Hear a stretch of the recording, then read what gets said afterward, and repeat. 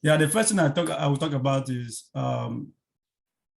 meeting with meeting most schools eligibility criteria has to do with you finding out those things by yourself, except if you have a friend in that particular school, of which I'm sure most times our friends don't even have time to check those things since requirements are program dependent.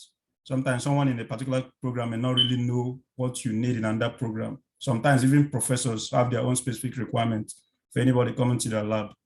So the first I would say, the first thing I would advise is check the school and program websites or the professor. Like he said, if a professor has a poster for an open position, try to check what the professor requires of all the applicants.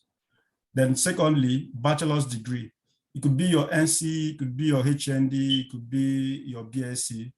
I've noticed that like last time I met with the admission coordinator, graduate admission coordinator here, she said it that any program you do that lasts for at least 4 years qualifies you to take up either master's or PhD, whether direct PhD or whatever in the United States.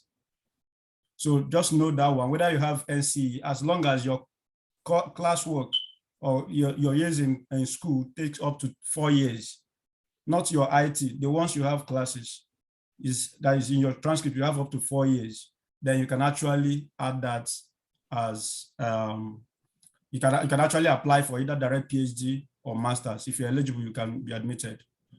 Then the next one is GPA. Most schools state their GPA as 3.0 over 4, which is equivalent to like 3.0 over 5 in our Nigerian school. However, those that have 2.2 with good experience and skills, you're also eligible to apply.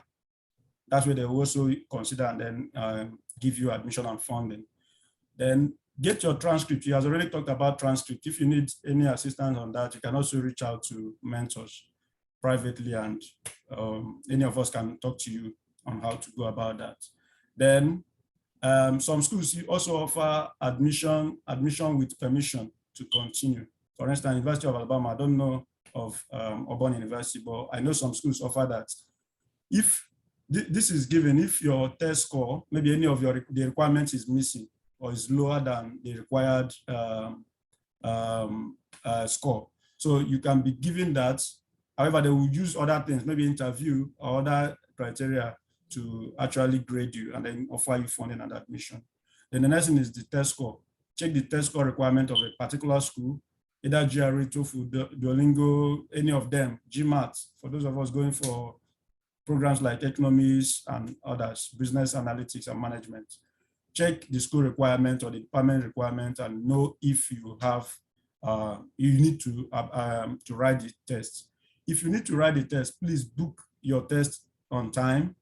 Prepare as early as possible. Most of the times, if you have low score below the stated score, is also as good as not having the test score. So start as early as possible and prepare enough. It has happened to me, so I wouldn't want anybody to do so. So please try as much as possible to prepare early enough and then get a good score that qualifies you. Then I will talk about the COVID-19 is a mixed blessing. Yeah, COVID-19 is a mixed blessing. Yeah, it is a mixed blessing in a way. I will start with the negative part of COVID, which is less funding. It has happened, like I could remember writing a professor last year in Canada. He told me, oh, I'm sorry, since after the COVID, the research has been switched into all these health-related microbiology and the rest. So they are no longer having that funding as they used to because of the government's priority and all that. So that is for less funding. However, it has brought something like application fee waiver. There was nothing like application fee waiver before. There was also nothing like a test score waiver option. But it is now, those things are now available in most schools, most programs. There are so many schools that you can apply to in the US, Canada without writing GRE, without TOEFL. Especially if you're in Nigeria, you don't actually need TOEFL. Most times he has talked about that. Then the next one is every application requires recommendation letter. Make sure you get a very strong recommendation letter.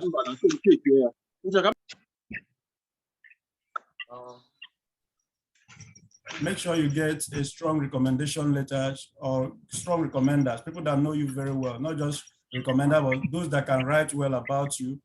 Some of them will even request that you draft whatever you want. They can fine tune it to make more sense before submitting on your behalf.